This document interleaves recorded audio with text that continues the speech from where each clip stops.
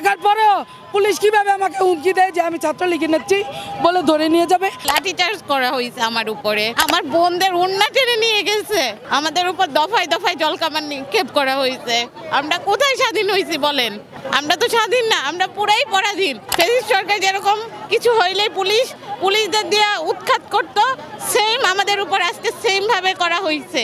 জাতিকে জ্ঞান দিব, সেই শিক্ষককে মারধর করে, এটা কি বাংলাদেশের নিয়ম? বাংলাদেশ স্বাধীন হলো জুলাই বিপ্লবের পর, যে পুলিশ আমাদের বারবার নির্যাতন করে, তখন কিন্তু বলা হয়েছিল যে পুলিশ যাতে কারো গায়ে হাত না উঠাতে পারে, কিন্তু আজকে সে পুলিশ আমাদের লাঠিচার্জ করে। স্বৈরাচারের আমলে যেটা আমরা কখনো আমরা মনের ভাব প্রকাশ করতে পারি না, এই সরকার ভাবছিলাম এই সরকার আসছে আমরা আমাদের মনের ভাব প্রকাশ করব, কিন্তু আমরা আমাদের মনে ভাব প্রকাশ করবো কি? আমাদের নিয়োগ দিচ্ছে, নিয়োগ কাইয়া নিচ্ছে, তারপর এখন আমরা দাবি আদায় জন্য রাস্তায় নেমে আসছি, এখন আমাদের লাঠিচার্জ করে।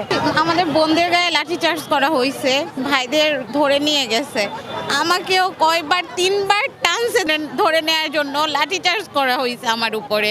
আমার বোনদের ওড়না টেনে নিয়ে গেছে, আমাদের উপর দফায় দফায় জলকামান নিক্ষেপ করা হয়েছে। আমরা কোথায় স্বাধীন হয়েছি বলেন? আমরা তো স্বাধীন না, আমরা পুরাই পরাধীন।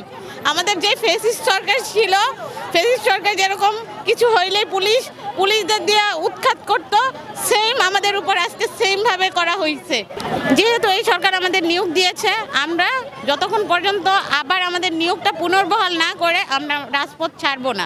পুলিশ আমাদেরকে মেরে ফেলুক, আমরা তো অলরেডি 6 তারিখে মরে গেছি, আমরা তো জীবন্ত লাশ হয়েই বেঁচে আছি। আমাদের না সমাজে কোনো মূল্য আছে, না পরিবারের কোনো মূল্য আছে, না কোথাও কোনো মূল্য আছে। আমরা তো সামাজিকভাবে, আর্থিকভাবে, মানসিকভাবে হেয় প্রতিপন্ন, আমরা মানবেতর জীবনযাপন করতেছি। এক কথায় আমাকে পুলিশ টাইনা নিয়ে যায়, এক পর্যায়ে আমার জামা পর্যন্ত ছিঁড়ে ফেলার পরে পুলিশ আমাকে আড়ালে নিয়ে বলে, তুই যদি আর এখানে 1 মিনিট অবস্থান করাস তাহলে তোরে ধরে নিয়ে যাবো ছাত্রলীগের নেত্রী বলে। কেন ভাই, আমি কিভাবে ছাত্রলীগের নেত্রী হলাম? এই যে আমার সব ডকুমেন্ট, এই যে আমার স্বাস্থ্য সনদ, অ্যাডমিট কি ভাই, এই যে আমার স্বাস্থ্য সনদ যেটা আমি ডিপি অফিসে জমা দেই যে আমি শারীরিকভাবে চাকরি করার জন্য ফিট, এই যে স্বাস্থ্য সনদ, এইগুলি থাকার পরেও পুলিশ কিভাবে আমাকে হুমকি দেয় যে আমি ছাত্রলীগের নেত্রী বলে ধরে নিয়ে যাবে। কেন? এই জন্যই আমরা জুলাই বিপ্লব করেছিলাম।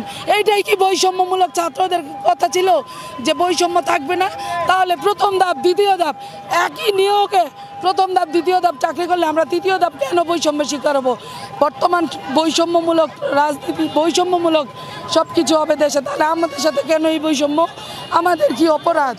জাতিকে জ্ঞান দিব, সেই শিক্ষককে মারধর করে, এটা কি বাংলাদেশের নিয়ম? আমাদের যোগদানপত্র হাতেও দেওয়া হয়েছে, সেই যোগদানপত্র বন্ধ। আপনারা চিন্তা করেন, জয়েনিং লেটার দেওয়ার পরে সেই চাকরি যদি চলে যায় আপনাদের কেমন লাগে?